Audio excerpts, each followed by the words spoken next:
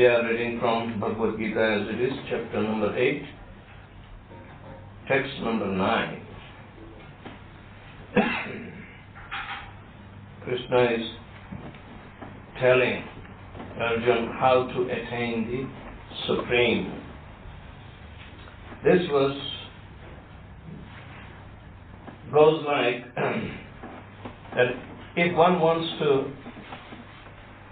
know the Supreme Absolute Truth, one must approach a bona fide spiritual master and he has to learn. The learning process is not self-manifested, rather it has to be studied under the care of a bona fide spiritual master. So, the previous verse was telling about that necessity to study. Tasmat sarveshu kaleshu, abhyasa yoga yuktena cetasa nanyagamina paramam purusham divyam yati parthanu chintan.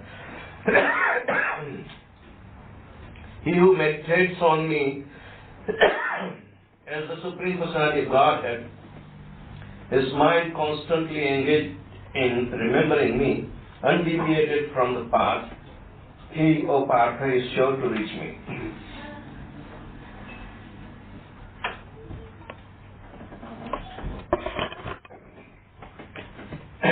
So, Krishna distinguishes two things.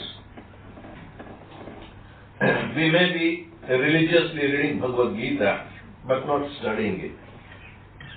So, the result obtained by simply reading is quite different than one which is obtained through proper study under the care of bona fide spiritual master.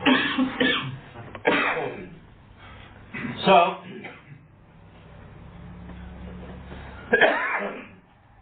what are the things that has to be studied? What should one meditate among? This particular verse tells further Kavim Puranam Manushashitaram Anoraniyam Smarnu Smaritya Sarvasya Dhataram Achintya Rupam Aditya Varnam Tamasat Parasthat. Kavim means one who knows everything. Puranam, the oldest. Anushashitaram, the controller. Anoham, then the atom. Aniyamam, means smaller. Anusmarit, always think of. Yaha, one who. Sarvasya, of everything. Dhataram, the maintainer. Achintya, inconceivable. Rupam, whose form. Aditya Varnam, luminous like the sun. Tamasaha, to the darkness. Parastat means transcendental. One should meditate upon the Supreme Person as the one who knows everything, as He who is the oldest, who is the controller, who is smaller than the smallest, who is the maintainer of everything, who is beyond all material conception, who is inconceivable, and who is always a person. He is luminous like the sun, and He is transcendental beyond this material nature. And the purport Srila Prabhupada tells, the process of thinking of the Supreme is mentioned in this verse. The foremost point is that He is not impersonal or void. One cannot meditate on something impersonal or void. That is very difficult. The process of thinking of Krishna, however, is very easy and is factually stated herein. After all, the Lord is Purusha, a person. We think of a person Rama and the person Krishna, and whether one thinks of Rama or Krishna, what he is like is described in this verse of Bhagavad Gita. Just meditate upon this. Have we ever thought of Krishna and Rama the way Krishna is telling about how to think, how to study Him so minutely?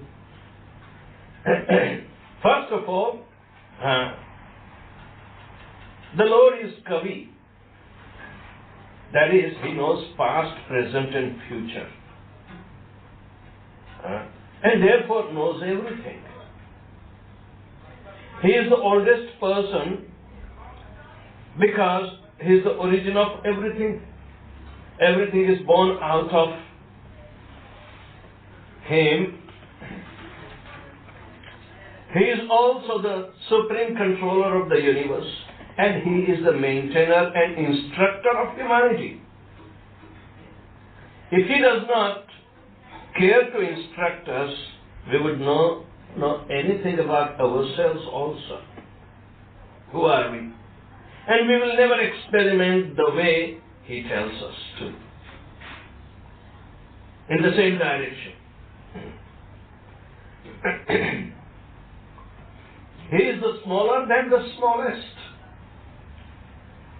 The living entity is 1/10,000th part of the tip of the hair, but the Lord is so inconceivably small that He enters into the heart of this particle. Therefore, He is called smaller than the smallest. As the Supreme, He can enter into the atom and into the heart of the smallest and control him as a super soul. Although so small, He is still all-pervading and is maintaining everything. Because He is also simultaneously entering into each and every inert particle and sustains it too. Whether we call it a ground state sustenance or activated state. It is being taught in chemistry that some of the elements are at ground state. They do not interact. They don't have capacity to interact with the other elements. But elements like uranium, plutonium like that, they are very enriched and they are very activated state.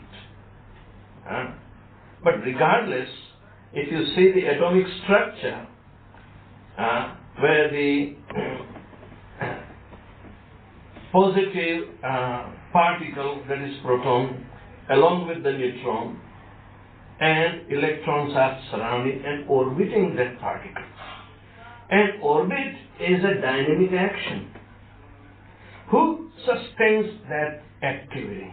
Even in an inert particle. It is inconceivable for the scientists. They are trying to trap that particular particle called God particle. They have some sense to call it God, because there are some Indian scientists also involved in this pretty heavy experiment. Last year I must have spoken to you about this. Now they abandoned that whole project. That's the second greatest retreat that scientists have to take. About 25 years back, the scientists made a 10-mile radius tunnel south of Dallas, Texas. And in this big tunnel, they wanted to bombard the electron and split an atom to find out, the subparticles. But during that, because they already postulated this particular theory by some initial experiments, and 2 American scientists already got their Nobel Prize in 1956. And Prabhupada quotes this in Easy Journey to Another Planets. Easy Journey to Other Planets, the first book he wrote, the very first article describes this particular fact, that scientists have found out something which they cannot track in their hand. It escaped, but they found out. And now they want to capture the escaped particle. Whatever they did, it was like this. Then the Nobel scientists proposed 3 things in their paper. The first one, that during the splitting of the atoms, they were calculating the total mass, the weight of that particular atom. Collecting all the particles that are formed, calculated, and it should be the same weight. But they found something is missing all the time. They subsequently bombard the electron. Something is missing. And it is a constant thing that is missing. Only they can measure material particle accurately, but the one that is missing they cannot measure. So therefore, they found that there must be existing a kind of opposite particle which is behaving exactly opposite of material particle. This was the first proposition, and they call it antiparticle. We call it non-material particle, but it is called antiparticle, one which has an opposite characteristics of the particles. So, that was the first proposition, and Prabhupada gladly said, yes, we do agree with this. And we call this antiparticle as Atma. The second proposition was there, that there must be existing an antiparticular world, because it gives us constant negative results. They haven't seen it. They could not capture it yet. But they could estimate only through their so-called measurement. Alright? So, they say that there must be existing an antiparticular world.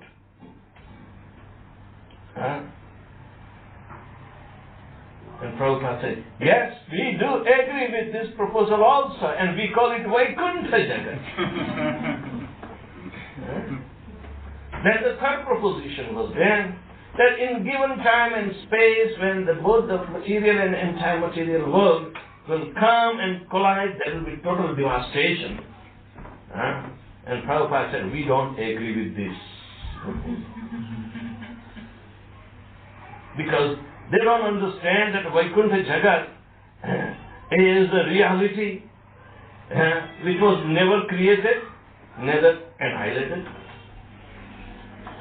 And this anti-particle is also part of it, therefore it is never created nor annihilated. How is it possible for total annihilation? It's not possible. And this particular world is only 1/4 of total creation. Ek pad vibhuti. So, this kind of propositions, and they got Nobel Prize. And Prabhupada did not get, because they wouldn't understand. It is inconceivable. But Prabhupada is putting very nice purpose here. So, this was a fact. In 1956, they got the Nobel Prize. So they wanted to capture this anti-particle.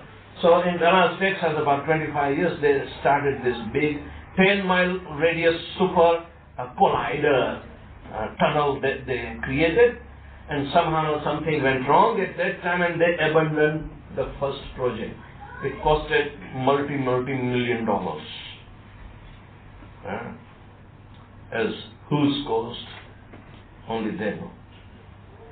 So, recently, last April, they first not this April, a year before, I read the newspaper. I was in London, and the newspaper, Herald, they were glorifying this particular project again, where about 2,200 scientists, international, and about over 200 were Indian scientists. And now they call it a God particle they wanted to capture. So they made another big super collider and super magnet to capture this particle. They call it God particle. They are advanced and they came to the term, it's called God particle. Maybe in caption, because they can't explain. Maybe this particle can give us the clue about the life and we can create in the laboratory. So this was a 25-mile radius and it was located between the border of France and Switzerland.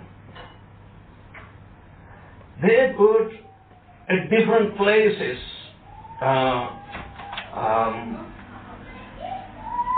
helium coolers. Helium coolers. Helium coolers are necessary because when you bombard a particle in atomic fission, they release tremendous amount of energy. Right? So, at different places, they wanted to cool. And they started the experiment towards the end of April. When I came to the United States, I didn't hear for first 2 weeks anything because I was very eager to know about the tracking of the God particle. No news came. Then, about a month later, there was some news that they were keeping great deal of vigilance in this warming up process. They want to warm up. They never started collision yet. Then another month passed, and all of a sudden they say, we have a problem.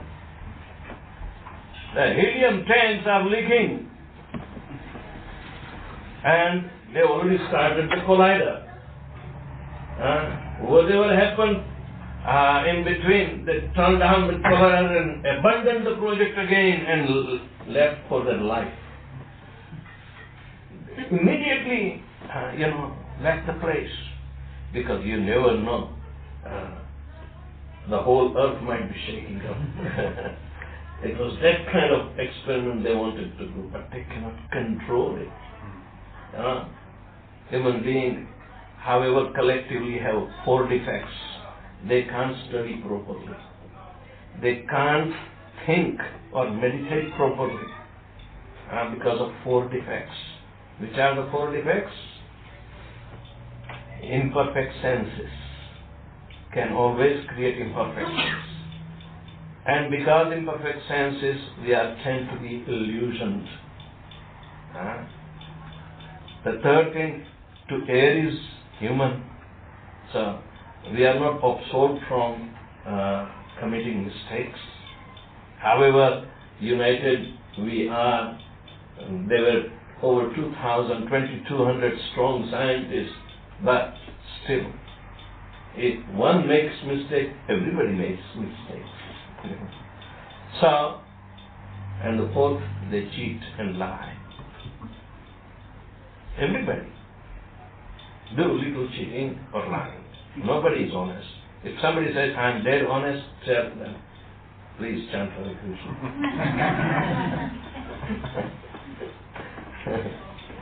So, here, and this is the situation. Anoraniyam mahato mahiyan. He is smaller than the smallest and bigger than the biggest also, simultaneously. It is very inconceivable.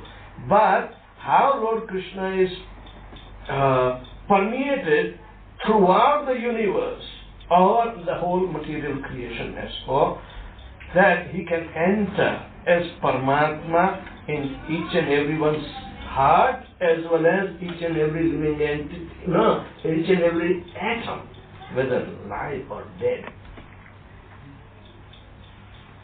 This is what it says, that we have to study very carefully. So, it is very inconceivable that he is smaller than the smallest and he enters into the heart of this particle. Therefore, he is called smaller than the smallest. As the Supreme, he can enter into the atoms and into the heart of the smallest and control him as the super soul. Although so small, he is still all-pervading and is maintaining everything. By him, all these planetary systems are sustained. We often wonder how these big planets are floating in the air. It is stated here that the Supreme Lord, by his inconceivable energy, is sustaining all these big planets and the systems of galaxies. The word Achintya, inconceivable, is very significant in this connection. God's energy is beyond our conception, beyond our thinking's jurisdiction, and therefore it's called inconceivable, Achintya. Who can argue this point? He pervades this material world and yet is beyond it. We cannot comprehend even this material world, which is insignificant compared to the spiritual world. So how can we comprehend what is beyond? Achintya means that which is beyond this material world. That which is our argument, logic and philosophical speculation cannot touch that realm, that in which it's inconceivable.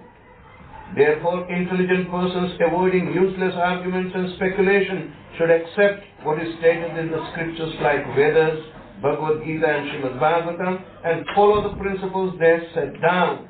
This will lead one to understanding. The study is required to understand properly. We fail to understand properly, and that gives rise to misconception.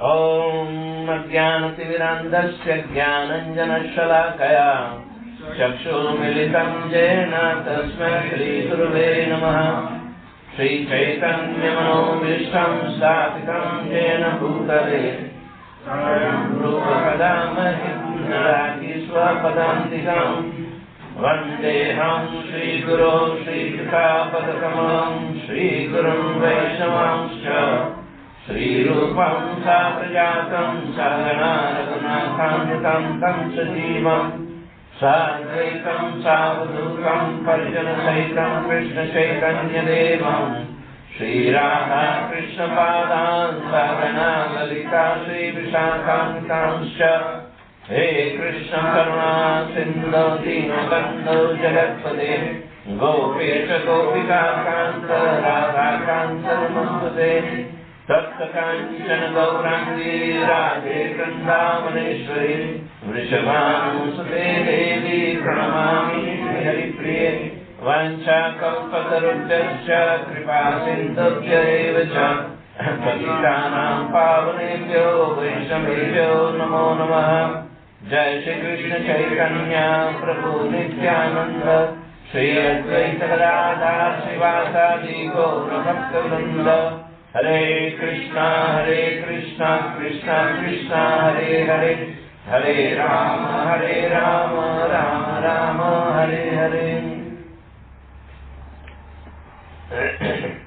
Kavim Puranam Manushashitaram Anoranyam Samanusmaridhyah Sarvasya Dhataram Achintya Rupam Aditya Vranam Tamasah Parastat.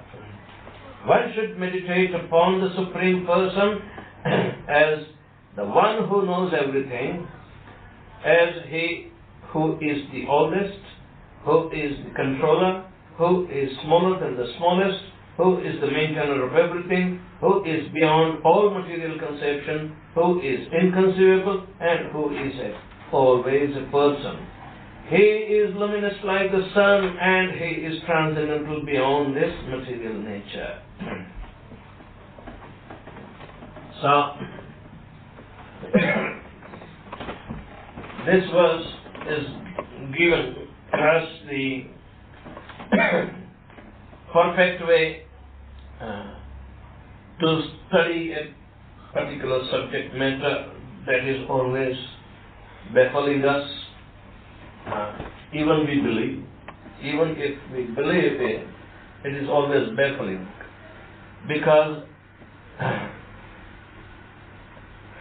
even though on one side it is said that this subject matter is inconceivable, yet we are supposed to study very scrutinizingly under the care of a bona fide spiritual master. Because a lazy man argues that if it is inconceivable, why bother? If it is inconceivable, why bother to study? Can't belief alone cannot work? Just try that. It's very important to become intelligent at least. To make an intellectual endeavor is essential. Because if it is a matter of consciousness, everything depends upon our consciousness. How do we conceive the thing? There must be proper guideline, and this guideline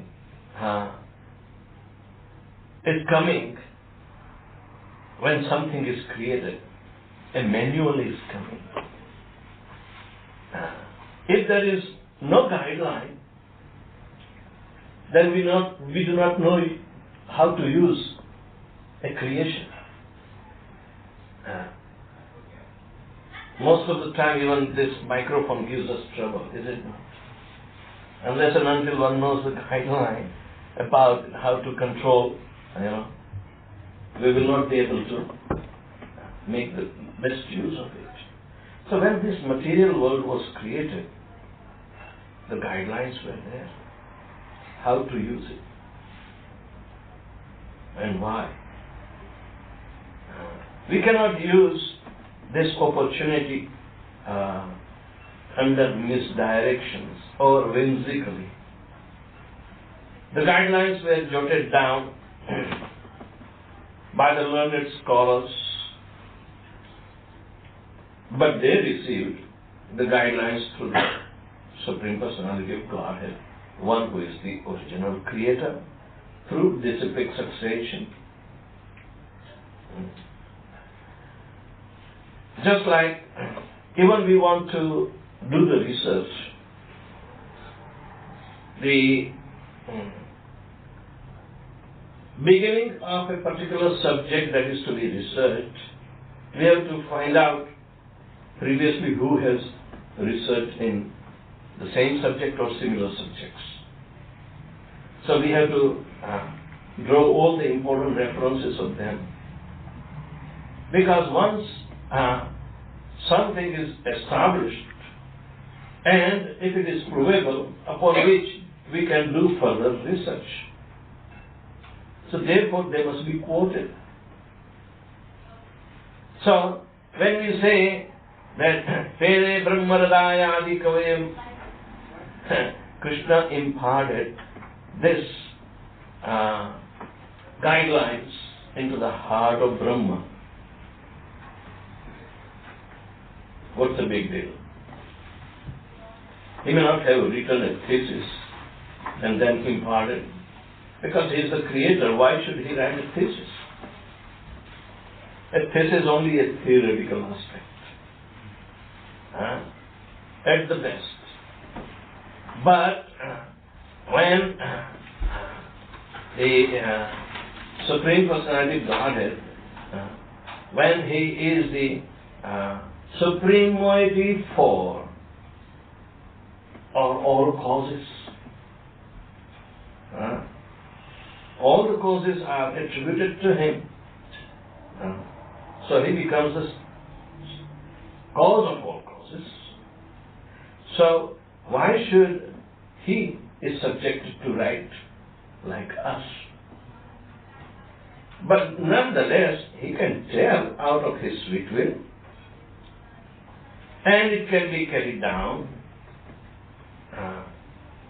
via medium of oral reception. And those who are faithful to it, they become learned. They become learned. So, there are two processes, ascending process and descending process. Krishna is teaching us through a disciplic succession that starts from him,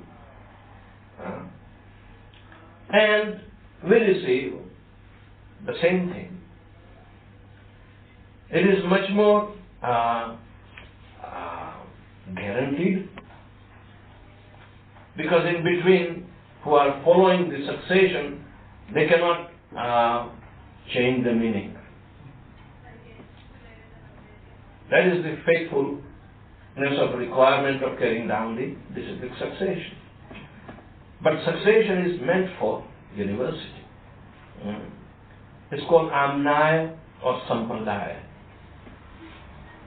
This succession is working like university. The prestige of our knowledge depends upon prestige of the university. Where did we get the education? Because this university will be carefully dealing with all the subject matter and checking out properly whether the students have really learned. So, study or abhyasa yoga pena chetasana nigamina is putting our thinking process into action in a very disciplined way. And the subject matter of the absolute when it is required as the source of all consciousness or source of our own selves, then we must get into that kind of university where it is giving us guaranteed success. So that's why to get linked up with such university or sampradaya is very much important. Otherwise, we may think that this is an armchair study we can do ourselves, like reading do-it-yourself book and start working. No. This is not a do-yourself job. Here, the standard textbook is the Shastra.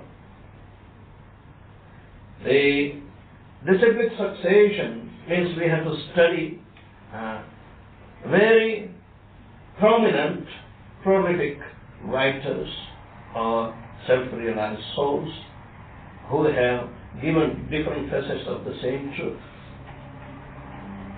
And very, very honestly, without any change of the Lord's version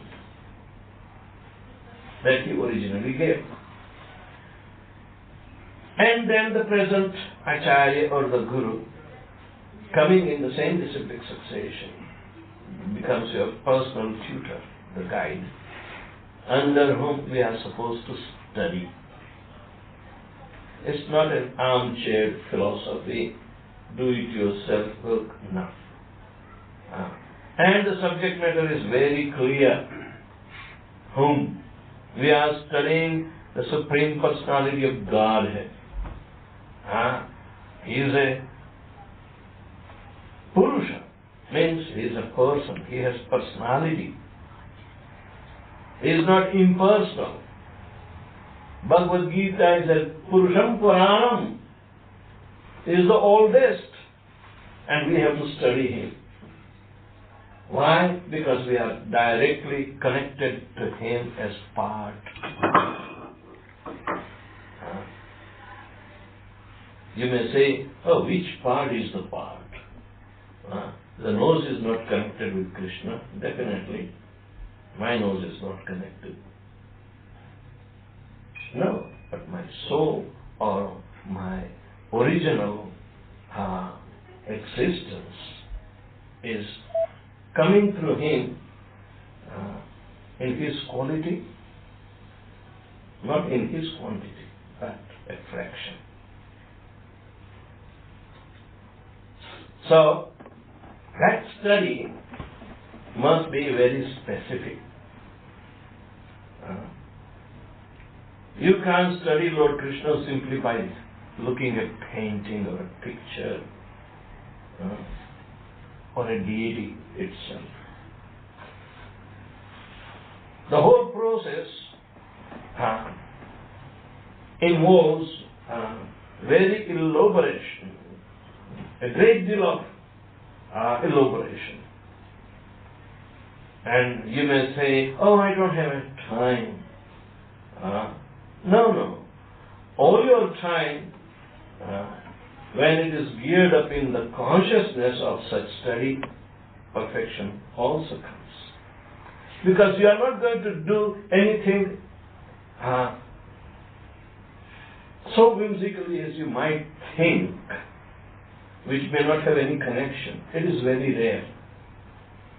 And only the butchers do that. Nobody else does that. So, most of us can approach very easily. Very easily. By dovetailing all our activity into his consciousness. Only consciousness is to be used as the medium, but in proper purification, and that is what is required. In other words, we say, what is the ultimate that you will derive by reading a book yourself? Suppose you read Bhagavad Gita as it is. You will definitely gain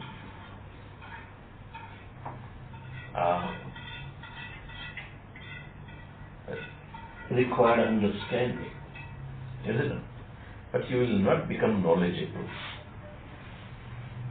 The information is there. For gaining knowledge or first-hand experience is when you want to employ that understanding in your life. Why?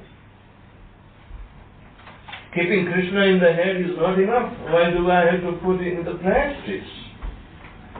You might say. Because the consciousness comes from Him. He is the source of consciousness. He is all-knowing, and we are not knowing. And we want to study Him. How is it possible? And infinitesimal on his own cannot know the limits of infinite. So therefore, at least one who has realized the truth, which is of absolute nature, which is of infinite nature, at least he can guide us to the realm of infinite.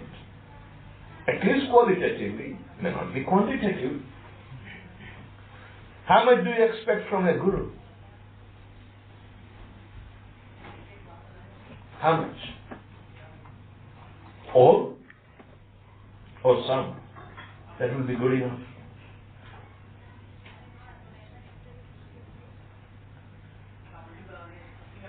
In a very poetic way, sometimes it is also said, even Krishna doesn't know what he is going to do next, sometimes.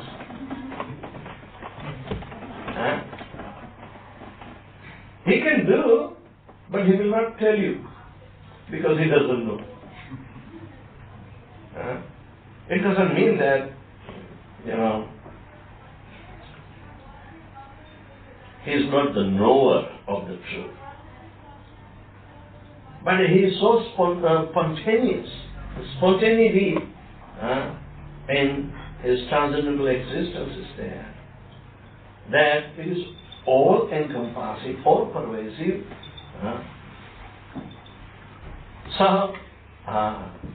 But Radharani knows Krishna's mind. The energies are the first one to know the nature of the energetic. The energies of the absolute truth personality of Godhead, Lord Shri Krishna, they know. Because they are directly subservient of this energetic, and they know it.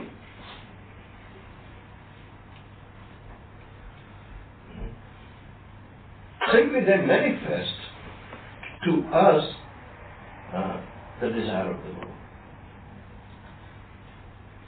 So, simply by taking shelter unto such a bona fide spiritual master, at least if he can deliver you Krishna qualitatively, not quantitatively, it's good enough. Because there is no limit of the quantitativeness of Lord Shri Krishna. When he can become smaller than the smallest and greater than the greatest, why do you anticipate the greater aspect only and not the smaller aspect that is reachable to you?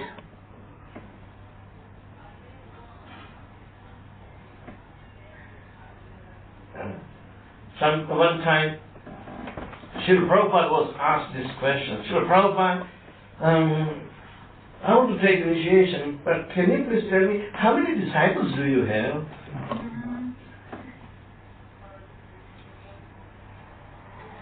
And Prabhupada understood. Said, see, it's not like that. You will go to the airline and ask, how many seats you have sold on this route? I want to go to Mumbai. From Sydney directly. How many seats you have sold? What you have to see? Whether the airline is bona fide or not. Whether it is going or not. If you want to go, purchase the ticket and sit down. Don't talk other nonsense.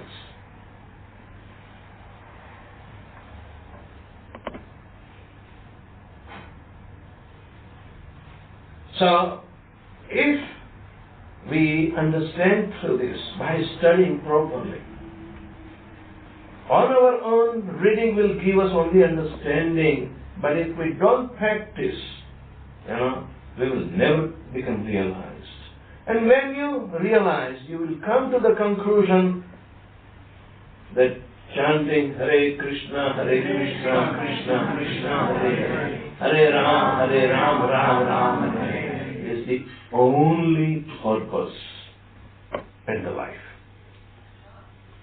It means remain Krishna conscious. Starting from chanting, first few years chant and remember, and then onwards. Everything. But the foundation is based on this. So the idea is that sometimes people of small mentality, they pull each other's legs, that, don't go to that guru. He doesn't know much. We have to see some charismatic person. They pull there is a tug of war. Not this, not that. As if they are going on a window shopping.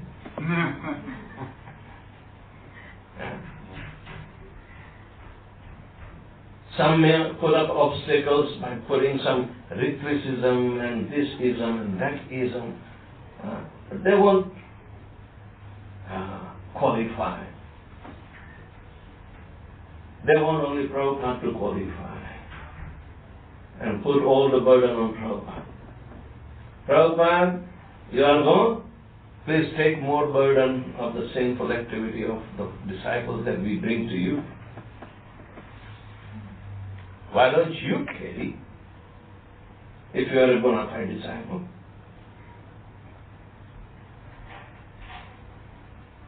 A bona fide guru must have a bona fide disciple, not unbona fide disciples. They should be rejected. So, here we are told to study. Don't take it blindly. We have to go to the Supreme Personality of Godhead, whom we are part and parcel. So therefore we must study very carefully under the guidance of the bona fide spiritual master. You can't make an excuse. Prabhupada said, reading Bhagavad Gita is not an armchair leisurliness. If you read some other philosophy book, you may read, but because it won't be on the treatise of absolute truth, and you can't do it. This truth initially remained obscure, not much exposed in the pages of Vedas. Therefore, Upanishads were written where a specific demand was there that go to a guru, approach him, and study under his care, or stay near him.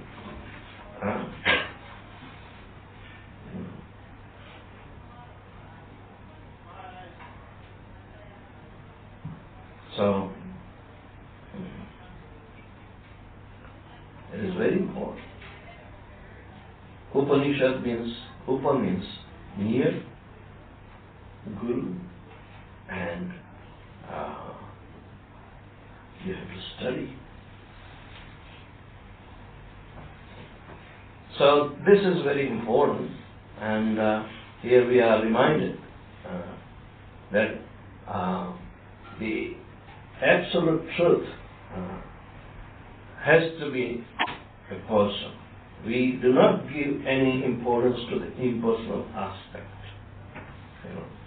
It means this is the science of pure devotional service, and it has to be cultivated under the care of spiritual master. If somebody doesn't have Vaishnava Diksha and took Diksha from a Vaishnava, he must take again. That is required. Not that everyone will go. No. This is a very perfect sloka for giving us the importance of remaining studious, study, meditate, think about, don't take it blindly. Okay. So anybody has any question or comment?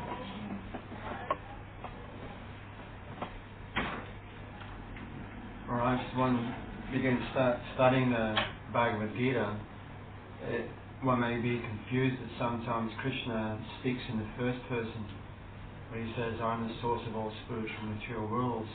But here, he's speaking in the third person as if he's speaking about someone else. That is Paramatma. Arjuna, you must approach that person. That is called Paramatma, who is my expansion. Because he was present in person, not in expanded form. Krishna was present as first person, not an expanded form. But every living entity as Paramatma also in the expanded form. Therefore, if Krishna directly is not present before you, we have to learn about the absolute knowledge, then meditate upon it and within our own heart as Paramatma. That is the second realization, and then we will be able to, transcend. That is the system. Is it not the absolute truth is known in three phases? So, by studying Krishna, you will know the first two essential, and then you will be able to enter in the intricate aspect of Krishna. Devotional service means direct approach to Krishna. That's all right. But you do not get directly unless you get the absolute knowledge and the Paramatma feature. Krishna says, Bhaktya tu ananyaya shaktya aham evam vidho Arjuna. Vidho means you know me first. Parambhavam. Parambhavam, the absolute nature that has been described here. Parambhavam ajananta mama bhutam. If we fail to know the Parambhavam, we are mudas. However, we may show that we are doing devotional service. But if we fail to understand Parambhavam, then we are fools. So, that should be. So, Bhaktya tu ananyashak aham evam vidho Arjuna. Vidho means I will be known as I am standing before you in my absolute form. Gyatu, not only that, you will know me in truth. Drashtum, you will see. Drashtum means see. And what does yogi do? Yogi have only one desire, to see the Paramatma within his own heart. So Drashtum is also coming, and Praveshtum means you will become of one mind with Krishna, means you will be able to enter into his lila, in interactions. So all three phases are going to be covered. Vadanti tattva vidastatvam yadgyanam advayam brahmeti paramatmeti bhagavaniti shabdate. The absolute truth, personality of God and Lord Shri Krishna is known in three phases.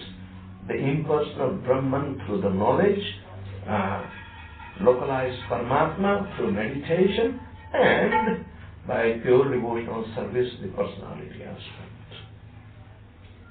So here, Krishna is directly telling.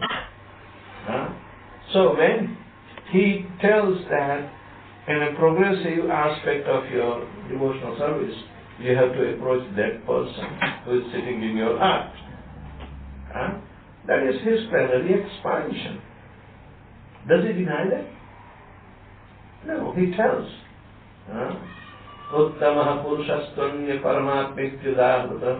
In 15th chapter, he claims this, the Supreme Personality of God. He declares everything, that I am the Paramatma. I am the Super Soul. Ishvara Sarvabhutana Vardeshaya. He is not a third person. He is his expansion.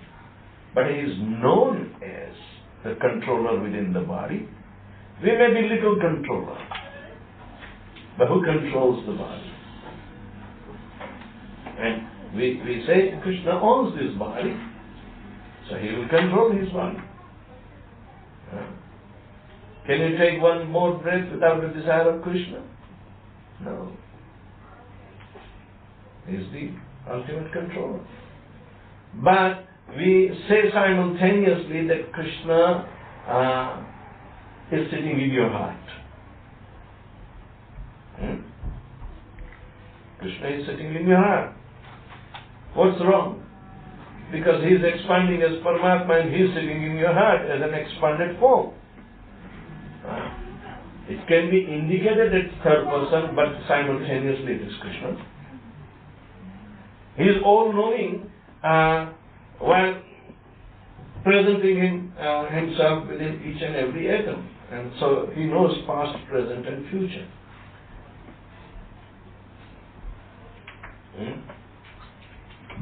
That's the same Paramatma feature.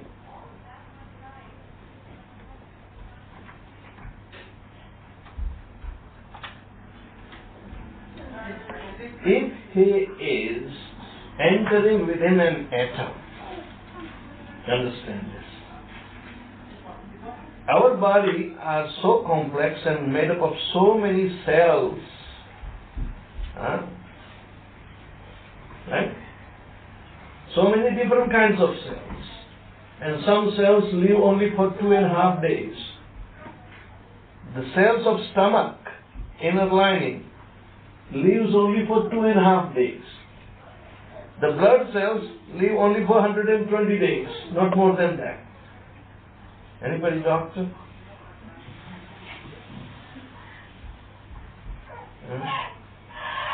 Yes. You'll be surprised that at 7 years all the cells are changed. And the cells of particular types makes tissues, and many tissues come together to make an organ, and many organs make a body. So, do you think you are the body? Or you are made up of so many trillions of cells? And each cell is so complex that it has so many atoms.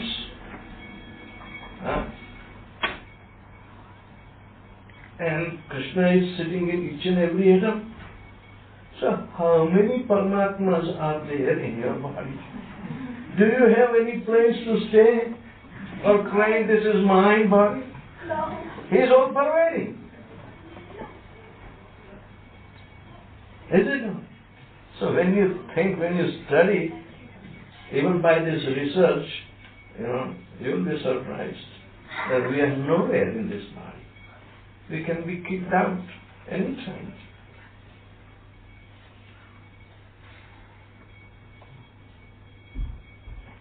As part and parcel in the terms of souls, we are also simultaneously present and nobody can ignore. I cannot claim myself I am the same Paramatma. Because I haven't created anything, neither I remember anything, and I am not pervading in each and every atom of my cell even. Rather, I am under a very sheer pressure. And I am always feeling pain even though I have no pain. I am in completely illusion state. I am thinking what I am not.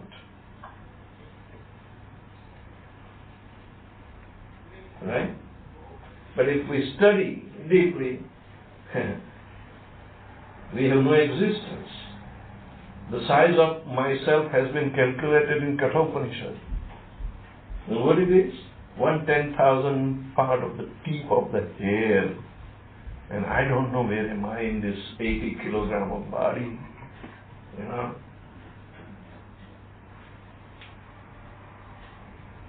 Where am I?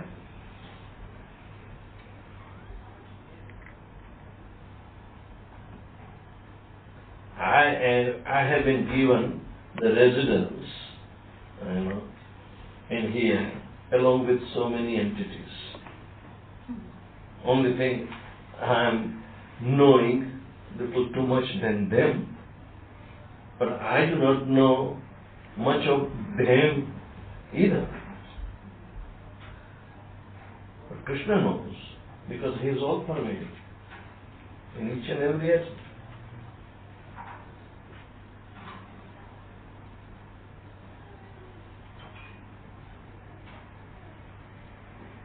So we are existing in the realm of non-existence virtually.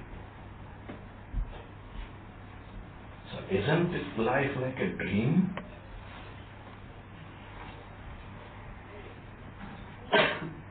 Even our eyes are open, we still dream, isn't it? But we don't think where we are supposed to think. So, the purpose of thinking is given to whom, we have to think upon whom is also given, and how to think is also given. Isn't it a matter of study, a proper study? So what kind of result will you get when you simply cram out all the slokas and chant one chapter a day? It may give a pious result at the maximum. But when you study under the care of a spiritual master, it will definitely put you on the threshold of liberation. It can free you instantly.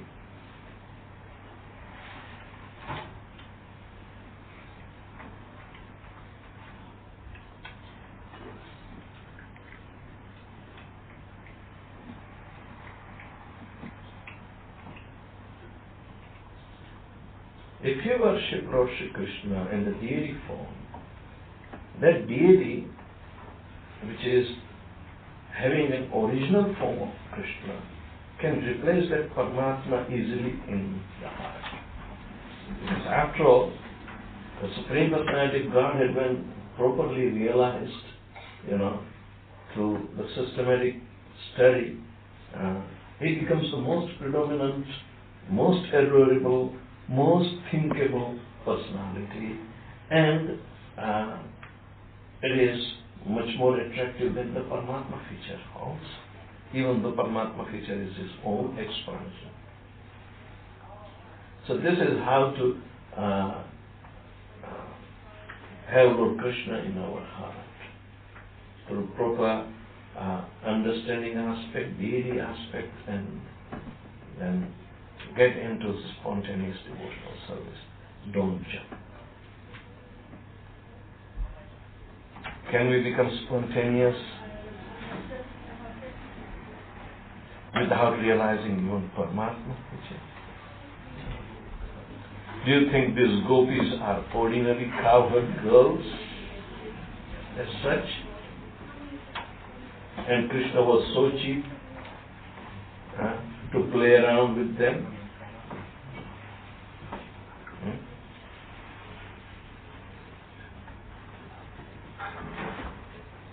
So we have to be very careful in approaching the subject matter of the absolute transcendence.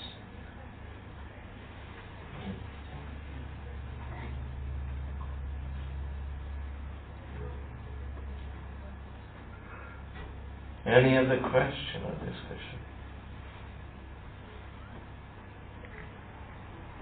Yes. In my understanding, everything, the universe is energy, and even God is energy. So should we pray this energy? Can energy exist on her own? what is the difference between energy and God? Energetic and energy. Unless and until someone is energetic, energy cannot be realized.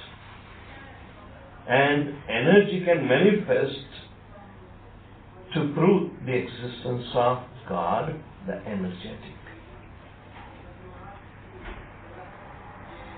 Does it make sense?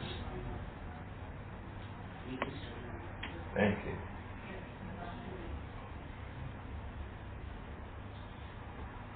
Maharaj, can you explain what is the meaning of study the scripture under the guidance of the spiritual master? What about if someone doesn't have the spiritual master able to? Can you please help me? If you read the scripture, must have been written by somebody and presented to you, that can be easily understandable. So, is there any question without spiritual master that you can understand?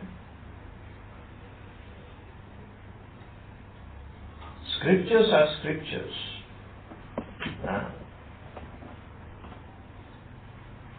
Original slokas might be there, but the words of Absolute cannot be limited in expression. So, you cannot increase a verse, but you can write your own understanding based on the understanding of your spiritual master, or the one who teaches you, or one whose books you are referring to. Right? So Prabhupada said it's never a question without spiritual master. It's always there. One person similarly asked to the Prabhupada, Prabhupada, I'm reading Bible. Do I need a spiritual master? I said, you are reading Bible. Whose Bible? Who has written this? Somebody must have explained that you are reading. I said, yes, that's your Guru. But try to understand the words only without seeing the Guru, how he acts and how he has reached. There is no personal experience, is it not? But teachings are, if they are on absolute platform, they will give you that much benefit. You will be agreeing by reading, but at the same time, now you are inspired to take shelter of one of our spiritual master, who are following in the same disciplic succession. So you must make a further step and try to materialize the whole system right before you. So as long as you live, you got an opportunity to become transcendental. Make the best use of that opportunity to study in the care of spiritual master. Make your life successful.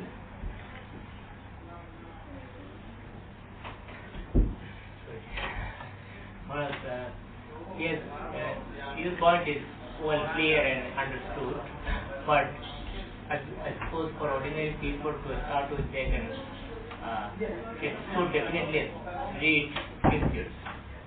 Whether they have a spiritual master as yet or not, they should definitely continue reading the scriptures and gain more knowledge. And just on your other point on the Bible, so can someone reading the scriptures on their own can think that, okay, Vyasodeva has written all these things, so Vyasodeva is our spiritual master. But at the same time, life is a continuous experience. He will have to meet him. It's not impersonal. So it does not negate the necessity of a spiritual master. sooner or later, you have to gain. If we take this guidance, the knowledge will dictate us to surrender practically to the spiritual master. That is the knowledge. The knowledge is not without spiritual master or just keep him. We'll see in future, in next life, third life, fourth life. That is not intelligence.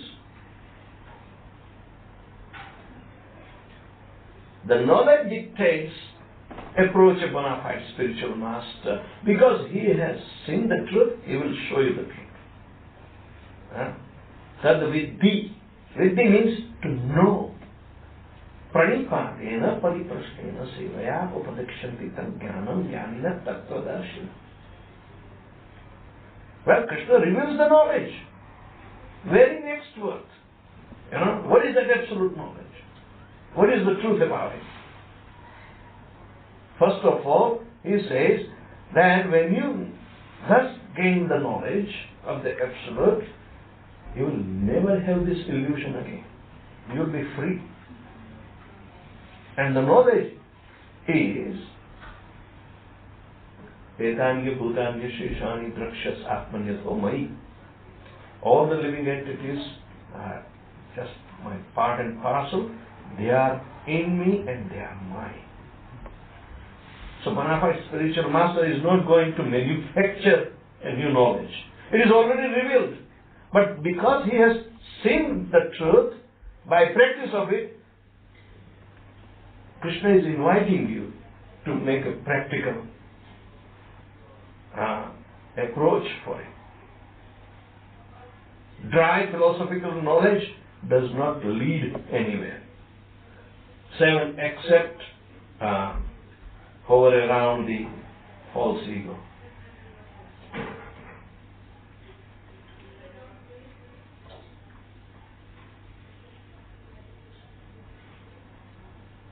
What do you think? Yes.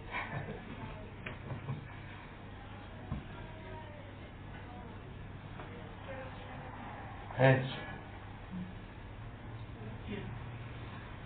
Before the Big Bang happened, or all the galaxies were made, it was just black.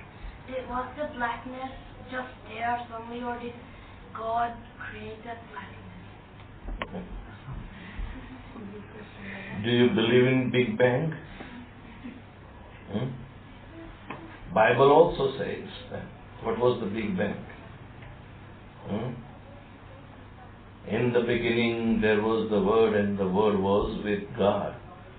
And we say, yes, the Big Bang occurred and it was Om. That was a Big Bang. You can see, the scientists say, they theorize. But they never showed a Big Bang anywhere. They think, but they never proved anything. Did they prove? They speculate. They speculate.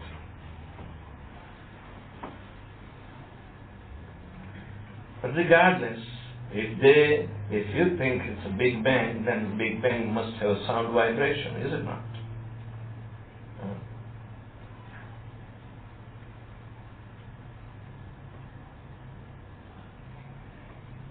Big Bang means sound. What is the first sound? The first sound was Om.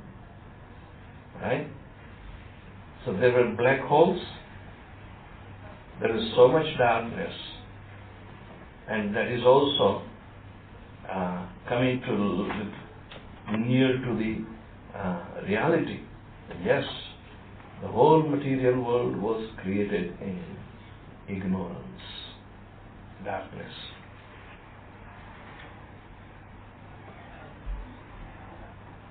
But to see or realize something all around our material nature, we require artificial light, the sunlight, moonlight, electricity, like this. But in Krishna's holy place, Vaikuntha, they are all self-illuminated. Aditya Varanam Tamasa Parastat. Aditya means the sun. Varanam looks like. Tamasa means the darkness. Parastat means beyond. Na tadvasayate suryo na shashanko na pavaka yad gatvana nivartante tadhamam paramam mama.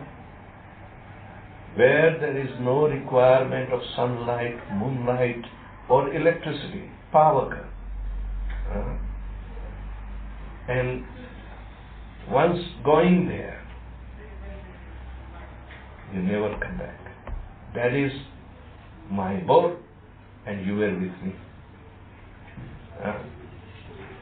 When you become self-realized, you will be illuminating yourself inside. Illumination means light.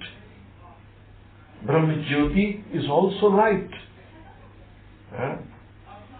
But Brahma-jyoti does not hang in the air without the source of light. That is Vaikuntha planets. They are self-illuminated. Aditya Varanam Tamasa Parastat. So, the soul forgets when he comes in the darkness, doesn't know about himself. So by understanding Krishna's word, he becomes realized or illuminated, and then this illumination will guide him further to go back to Godhead, leaving all these black holes and pulsars and big bangs behind. Material world was created with a real big bang. It was created, but it is also sustained for some time and it will be dissolved.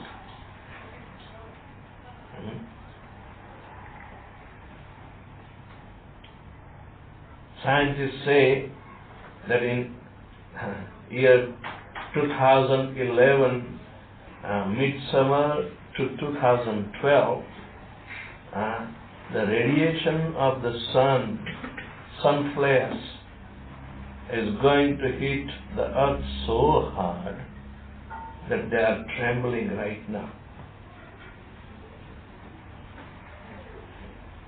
And on the radiation of the sun globe, they flare up in a cycle of certain years. Just go on Google and you'll find out so many YouTube pictures also. The big flares. There are thousands of miles high, emanating horrible radiations. And nobody can, see. The global warming is a man-made created disaster, and this will, multiply. So better watch out. In Brisbane, they are already, purifying the sewage water and recycle. They do here too? Not yet. Huh? Not yet. Not yet. Because they all know.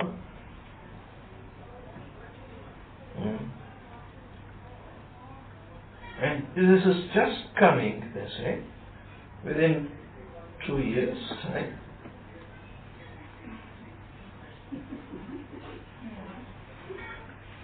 Once you chant Hare Krishna, now it's wise to chant Hare Krishna and be peaceful, isn't it? Or you want to just rest upon this mad scientist for another big bang? Don't wait for them, okay? Always think of Krishna and he will take care of you nicely. He is scared of planet X.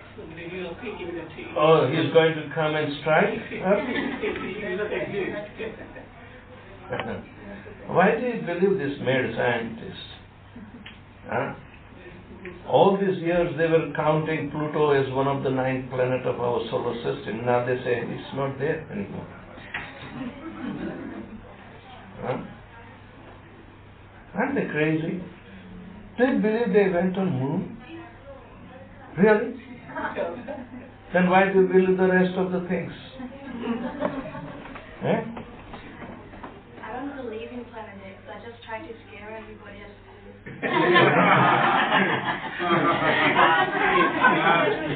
You know, the real medicine to get away from the scare is always peaceful. Chant Nrsimha prayer and he will remove all the fear from your heart.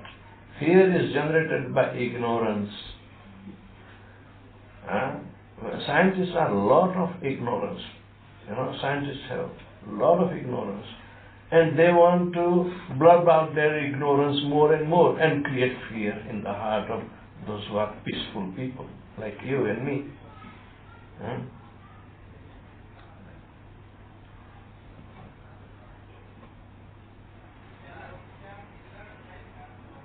I was also a scientist before.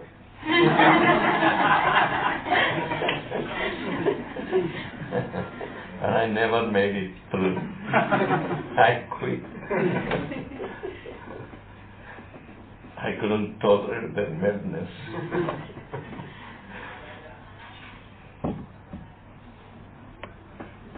Yes.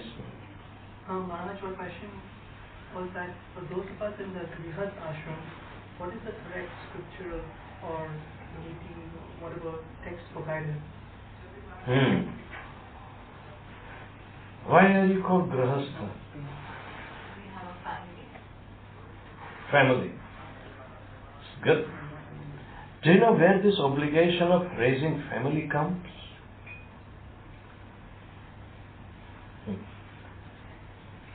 Brahma is masterminded. You know, Brahma is the first Prajapati, a householder. He did not need a wife at that time. Even Saraswati became his wife, Bharati, what we call. But Brahma was so powerful because he begged this power from Krishna. He wanted to serve Krishna because he realized, otherwise he also was born in the darkness. Nonetheless, he was born on the lotus of Lord Vishnu, is it not? But at that time it was so dark that Brahma could not find out about himself. Who is he? How is he? Why is he there? He started on his own looking around but can't see anything. And Brahma is the first living entity, Jiva. He got so much frustrated. He went all the way in the stem of the lotus and came up to Lord Vishnu's navel. But he was completely exasperated. He says, I cannot fathom anymore. So he came up again to his place. Simply by intuition. If ant is coming in front of you and you push it away, it will start coming back in the same direction. So Brahma came and he went back the way he came without any success. And he got so much exasperated. So Krishna, Garbhodakshaya Vishnu, he became compassionate. So the first sound came from him, the Big Bang. And what was it? Tapa. Tapa. Twice. This transcendental sound went through 8 years of Brahma and he became realized, oh, something is there. And gradually he said, yeah, I know, I did this before. Brahma thought, I did this before. So let me do that again. So Brahma meditated, tapa, through 1,000 celestial years of demigods, he says. Then gradually he started seeing by realization. He can see himself, then he sees down, Garbhodakshaya Vishnu is smiling, and he raised the foot,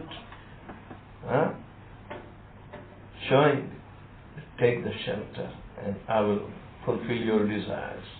So, Brahma started praying. My dear Lord, I want to serve you.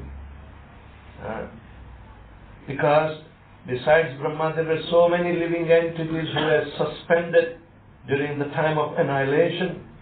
Now they are getting uptight. And Brahma has to give them appropriate bodies.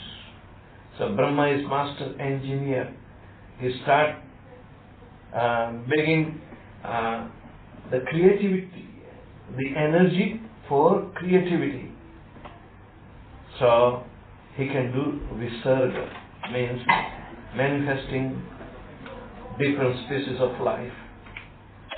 So Krishna granted him, because it was as devotional, as an obligatory service to do on behalf of the Lord, that he will impart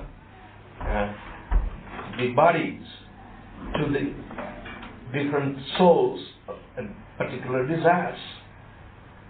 So Brahma starts Manasaputra first, through his mental conception. Narad Muni and Chatush Kumar were the first one to be formed,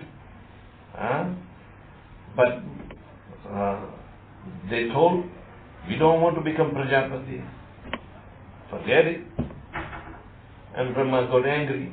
Rudra came out, because Brahma is the incarnation of the Lord in mode of passion. When passion is not satisfied, anger will immediately come out. So Rudras started manifesting. And then Brahma also created by mental conception 7 great rishis, Marichi, Kashyap, Ityadi, and he ordered them to become Prajapati. So subsequently the population, they will be able to impart the bodies to the suspended soul, because Krishna is going to fulfill their desires, so they become million. And these are all the demigods, all the devatas. And they become the Prajapatis, Daksha Prajapati and this. So we see the functionality of Prajapati is to invite the suspended soul to take a form of the body. In the initial period, the Rudras were expanding and the other Prajapatis were also expanding, but there was competition and fierce fighting was going on, and Rudras were eating this Prajapati's progeny. So Brahma had to intercede, let's stop this. You procreate and let them procreate. This is not the way to populate, because there are a lot of suspended souls are still there in their subtle bodies of mind, intelligence and ego. So then Manu and Shatrupa were created. Then through sexual intercourse the Prajas have been begotten from that point. Meanwhile, Yakshas and Rakshas were also formed from the shadow of Brahma, and they were also antagonistic. What happened? Brahma, when he got enlightened, it was from the front side of his existence. So naturally all the demigods and others were the priority for performance. The yakshas were yakshas and rakshas. These living entities are so impatient because they were in the shadow. They were in the ignorance of Brahma's shadow. So they could not wait. And they started rebellion. Someone say, kill him. And others said, don't spare him. The one who said, kill him, they are called yakshas. And those who said, don't spare him, they are called rakshas. So in this way, all the 10 different kinds of creations, Brahma is responsible, and especially those who are made in the image of God, they have been given by Manu Maharaj the obligation to become Prajapati in terms of Brahma's promise. That when we become Grahastha, we have to keep in mind this first and foremost obligation to the Lord, that my dear Lord will bring Krishna conscious progeny in order to liberate them from the clutches of death. Right now they are in suspended form. When they will come, we will train them. So the traditional sanskaras are coming down from that point. So the very first duty is to be obedient to the desire of the Lord as far as the progeny is concerned. And second one, to get guidance so the deliverance of the progeny will be there. They must accept a bona fide spiritual master. Right? The third one is that the Grahastha, especially the leader, he has to be very conversant with the purpose. So he should act externally expedite in the taking care activities of the entire household, but at the same time he has to remain detached. He has to listen to everyone, but only do according to the verdict of Guru, Sadhu and Shastra. And he will thus fulfill, and he will engage everyone in the service of Krishna. The fourth important function, that he has similar obligation to sustain or provide for all other living entities, whether wild or domestic, whether small or big. He has to provide. So these are the important tasks, and generally that what it means, that food for life is the main function for the ideal grahastha. One devotee got married and came to Prabhupada. Prabhupada, I'm a grahastha, what is my duty? So Prabhupada told him that tell your wife to cook nice prasadam, offer it to Krishna, then you go out on the road and yell, is there anybody hungry? We are hungry too. Anyway, and when everybody comes and takes prasadam, then you feed your family and yourself. So he was anticipating something extra. Prabhupada told him second time the same thing. Even third time. There is nothing more important for an ideal grahastha. As far as obligatory processes are concerned, runanubandhan means, because man is a social animal, social, of course, he has to look after Devarshi Bhutapta Nranam Pitrunam and Kinkar. There are 5 different kinds of living entities: the demigods, rishis, Pitrus and the servants and general population, Nranam. Right? All public welfare activities should be performed by them for the benefit of all. Generally it comes into Panchashuna Yajna, there are 5 different kinds of yajnas they are supposed to perform as a sacrifice for the welfare of everyone. It's not just throw some ghee in the name and that will suffice. No, you have to provide. So, but if a grahastha is a pure devotee, and if he is fully surrendered to Lord Krishna, then he doesn't have these obligations. He is free from all the obligations. But otherwise, he has to gradually, be righteous and in dealings. So, it is obligatory in order to understand that because we are not independent, we are interdependent. And therefore, we must pay off. So, these are prerequisites of the grahasthas. And by becoming devotee means you are paying all your obligations to the Supreme Personality of Godhead directly. Therefore,